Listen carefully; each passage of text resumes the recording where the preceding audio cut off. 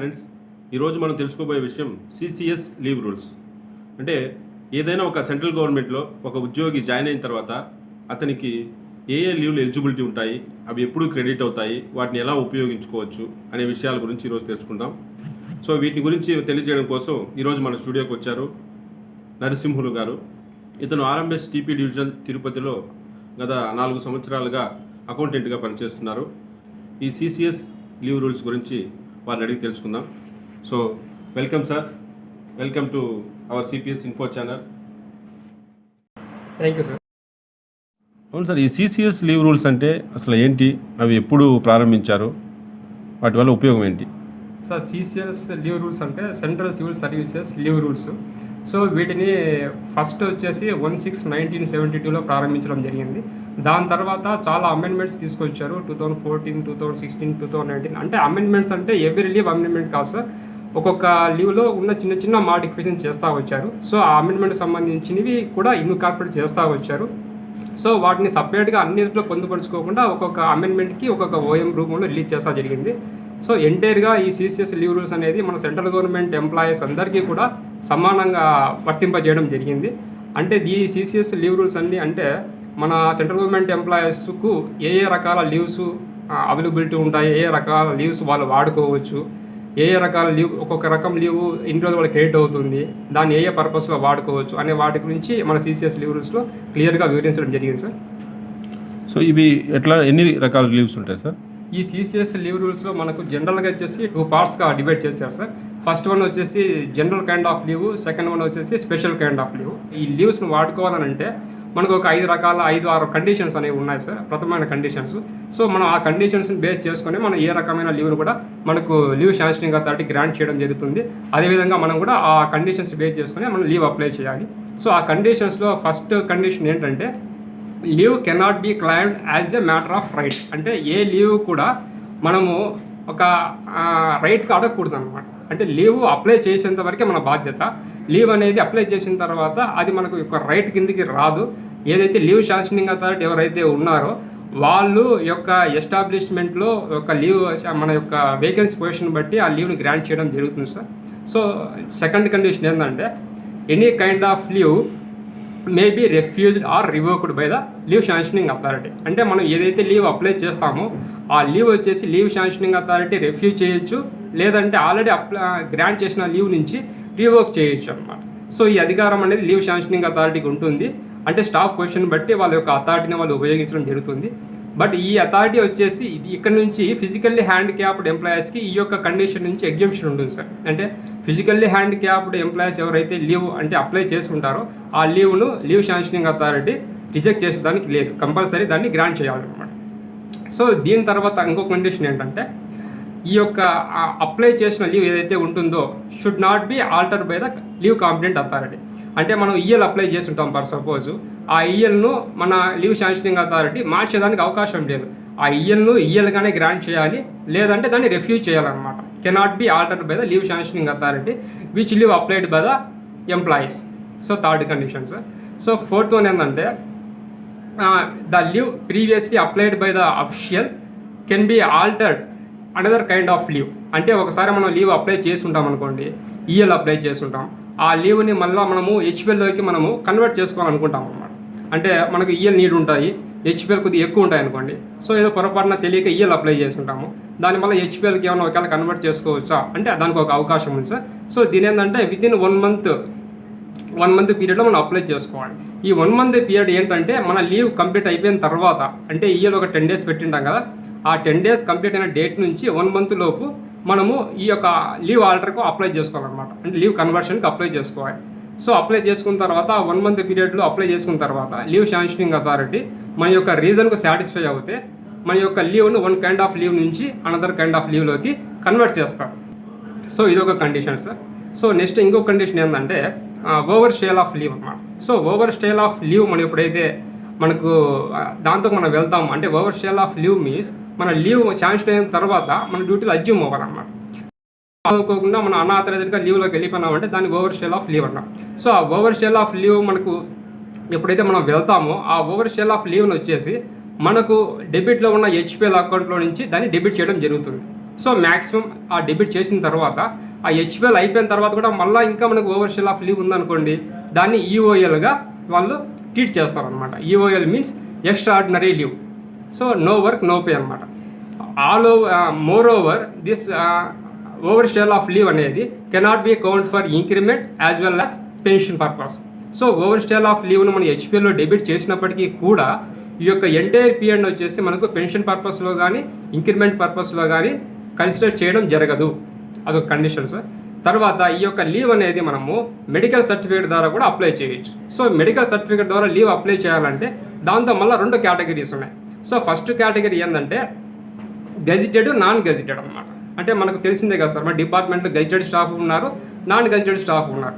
So going to gazetted staff, ఈ gazetted స్టాఫ్లో కూడా మళ్ళీ 2 కేటగిరీస్ అనమాట. ఇప్పుడు గెజిటెడ్ స్టాఫ్లో సిజిహెచ్ఎస్ కింద ఎవరు ఎన్రోల్ అయి ఉన్నారు, నాన్ సిజిహెచ్ఎస్ కింద ఎవరు ఎన్రోల్ అయి ఉన్నారు. సో ఈ 2 కేటగిరీస్. ఎందుకంటే ఇప్పుడు సిజిహెచ్ఎస్ కింద సబ్స్క్రిప్షన్ ఉంటారనమాట కొంతమంది స్టాఫ్, అంటే సిజిహెచ్ఎస్ పరిధిలో ఉండేవాళ్ళు.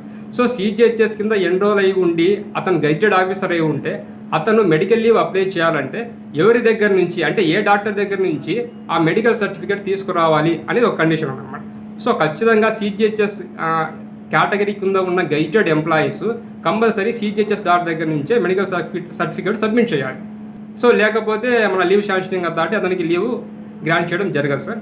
దీంతో వచ్చేసి మన నాన్ సిజిహెచ్ అనమాట. అంటే ఈ గెజిటెడ్ దాంతోనే నాన్ సిజిహెచ్ఎస్ కింద ఉన్న కొంతమంది కేటగిరీస్, అంటే మన సిఎస్ఎంఏ రూల్స్ కింద ఉంటారు కదా, వాళ్ళు ఏంటంటే ఏఎంఏ దగ్గర నుంచి మెడికల్ సర్టిఫికేట్ తెస్తే సరిపోతుంది. ఏఎంఏ అంటే authorised medical attendant sir. So AMA ఇప్పుడు లేకపోతే గవర్నమెంట్ డాక్టర్ అనమాట. సో కంపల్సరీ గెజిటెడ్ ఆఫీసర్ వచ్చేసి గవర్నమెంట్ డాక్టర్ దగ్గర నుంచే మెడికల్ సర్టిఫికేట్ సబ్మిట్ చేయాలి. So second category non gazetted staff అనమాట. సో నాన్ గెజిటెడ్ స్టాఫ్ అంటే గ్రూప్ సి ఎంప్లాయీ. ఇక్కడ 2 categories, CGHS, non CGHS. So non gazetted staff ఎవరైతే CGHS పరిధిలోకి వస్తారో వాళ్ళు ఖచ్చితంగా సిజిహెచ్ఎస్ డాక్టర్ దగ్గర నుంచి ఎంసీ సబ్మిట్ చేయాలి. అదర్ దాన్ సిజిహెచ్ఎస్ వాళ్ళు ఉంటారు కదా, వాళ్ళు either AMA or homeopathic medical practitioner అనమాట. Registered homeopathic medical practitioner, DHMS వాళ్ళు ఉంటారు కదా సార్, వాళ్ళ దగ్గర నుంచి మనం ఎంసీ తీసుకొచ్చినా దాన్ని లీవ్ శాంక్షనింగ్ అథారిటీ ఖచ్చితంగా అప్రూవ్ చేయాలన్నమాట. ఇప్పుడు కొన్ని పల్లెటూర్లు ఉంటాయి, అక్కడ వీళ్ళు ఉండరు వాళ్ళు ఉంటారు కదా, అలాంటి వాళ్ళు ఏం చేయాలి? వీళ్ళు ఉండరు వాళ్ళు ఉండరు అనే క్వశ్చన్ లేదు సార్. కంపల్సరీ ఒక గవర్నమెంట్ డాక్టర్ అయితే ఖచ్చితంగా ఒక ప్రైమరీ హెల్త్ సెంటర్ ఖచ్చితంగా ఉంటుంది. ఆ ప్రైమరీ హెల్త్ సెంటర్ నుంచి మనం ఖచ్చితంగా ఎంసీ తీసుకొచ్చి సబ్మిట్ చేయాల్సి ఉంటుంది. ప్రైవేట్ వాళ్ళు ఇస్తే చెల్లుబాటు కాదు. ప్రైవేట్ వాళ్ళు ఇస్తే చెల్లుబాటు అవుతుంది. దానికి ఒక క్లాజ్ ఉంది సార్. యాక్చువల్గా ఏంటంటే మన యొక్క అఫీషియల్స్ ఎవరైనా సరే అవుట్ ఆఫ్ హెడ్ క్వార్టర్స్ వెళ్ళి, అంటే క్యాంపు పర్పస్లో కానీ లేదంటే ఇంకొక పర్పస్లో కానీ, అవుట్ ఆఫ్ లీవ్ పర్పస్లో కానీ అవుట్ ఆఫ్ హెడ్ క్వార్టర్స్ వెళ్ళి ఉంటారు కదా. So out of head quarters వెళ్ళి ఉన్నప్పుడు అతనికి 8 కిలోమీటర్స్ పరిధిలో ఎవరన్నా ఏఎంఏ కానీ లేదంటే గవర్నమెంట్ డాక్టర్ కానీ ఎవరైనా లేకపోతే అటువంటి కేసెస్లో మాత్రమే ఆర్ఎంపీ దగ్గర నుంచి మనము ఎంసీ అనేది తీసుకుని సబ్మిట్ చేయొచ్చు సార్. ఇది కూడా only non gazetted staff work మాత్రమే వర్తిస్తుంది. గెజిటెడ్ స్టాఫ్ కంపల్సరీ సిజిహెచ్ఎస్ వారి దగ్గరనే లేదా ఏఎంఏ లేదా గవర్నమెంట్ డాక్టర్ సార్. దీంతో మనకు 2 కేటగిరీస్ ఆఫ్ లీవ్స్ మనకు అనేవి ఉన్నాయి. జనరల్ రూల్స్, తర్వాత స్పెషల్ కైండ్ ఆఫ్ లీవ్ అనమాట. జనరల్ లీవ్స్లో కూడా మనకు 6 టైప్స్ వరకు ఉన్నాయి. సో దీంతో ఫస్ట్ లీవ్ వచ్చేసి EL sir. EL means earned leave అనమాట. సో ఎన్యూడ్ లీవ్ అనేది మనకు ఎన్యూడ్ లీవ్ మనకు ఇవ్వడం జరుగుతుంది. సంవత్సరానికి ఎన్ని ఇస్తారు, దీన్ని ఒకేసారి లేదంటే విడతల వారీగా ఇస్తారా, వాటిని మనం ఎలా వాడుకోవాలని గురించి డిస్కస్ చేస్తాము.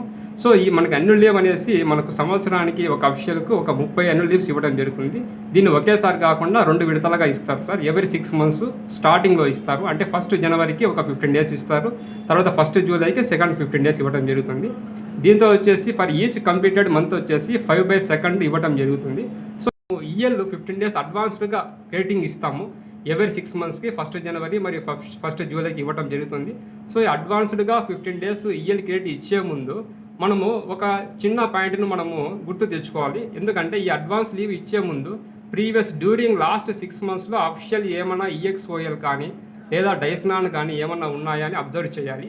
ఒకవేళ లాస్ట్ 6 monthsలో ఒక ఈఎక్స్ఓఎల్ కానీ డైస్నాన్ కానీ ఏమన్నా ఉంటే దాంతో నుంచి 1/10 ఆఫ్ లీవ్ ఈఎక్స్ఓఎల్ డైస్నాన్ ప్రీవియస్లీ అవాయిల్డ్ లాస్ట్ 6 months వాటిని మనం 1/10 రెడ్యూస్ చేసి 15 యొక్క క్రెడిటింగ్ ఇస్తాం కదా సార్ అడ్వాన్స్డ్గా. ఆ 15లో నుంచి ఈ 1/10 ఆఫ్ అవైల్డ్ ఈఎక్స్వైని వాళ్ళని రెడ్యూస్ చేసి మిగిలిన ఈఎల్ మాత్రం దానికి మనం క్రెడిట్ ఇవ్వడం జరుగుతుంది. ఎగ్జాంపుల్ ఏందనుకోండి, లాస్ట్ ఇప్పుడు సపోజ్ 1 జనవరి 2021కి అతనికి 15 డేస్ ఈఎల్ మనం యాక్చువల్గా అడ్వాన్స్డ్గా ఇస్తాం కదండి. సో లాస్ట్ అంటే జూలై 2020 నుంచి డిసెంబర్ 2020 వరకు అఫిషియల్కి ఒక 130 డేస్ ఈఎక్స్వైలు ప్లస్ డైస్ రెండు కలిపి 130 డేస్ ఉన్నాయి.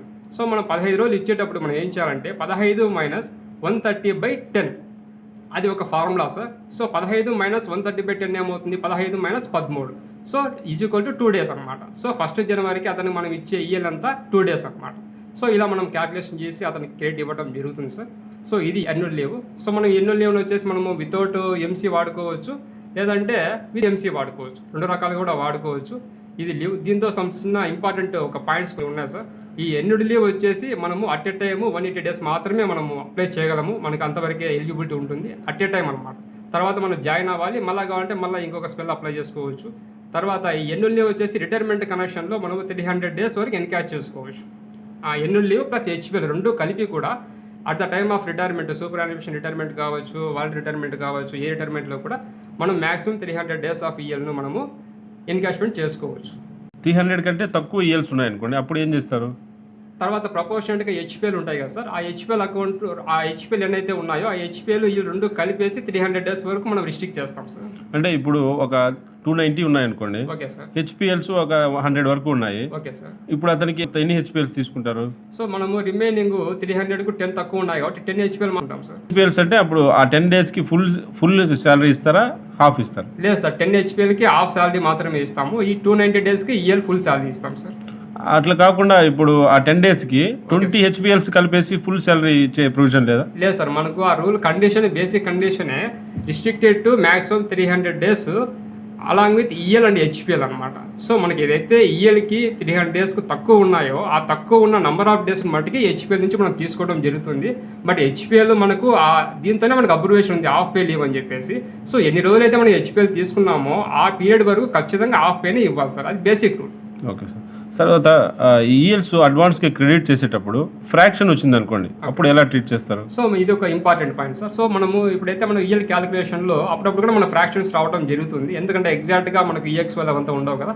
సో అప్పుడు ఏం చేస్తామంటే మన ఫ్రాక్షన్ 2.5 వచ్చింది అనుకోండి సార్, పర్ సపోజ్ ఫ్రాక్షన్, దాన్ని మనము 3 డేస్గా లెక్క చేయాలి సార్. అంటే 5 ఆర్ మోర్ వచ్చిన ఫ్రాక్షన్ ఏది కూడా దాన్ని next 0.5 sir. So 0.5 or above ఏది వచ్చినా కూడా దాన్ని నెక్స్ట్ డిజిట్కి మనము తీసుకోవడం జరుగుతుంది. అంటే 2.5, 2.6 ఎంత వచ్చినా కూడా దాన్ని 3 డేస్గా తీసుకుంటాము. సపోజ్ 2.4 వచ్చింది అనుకోండి, దాన్ని 2 డేస్గా రిస్ట్రిక్ట్ చేస్తాం.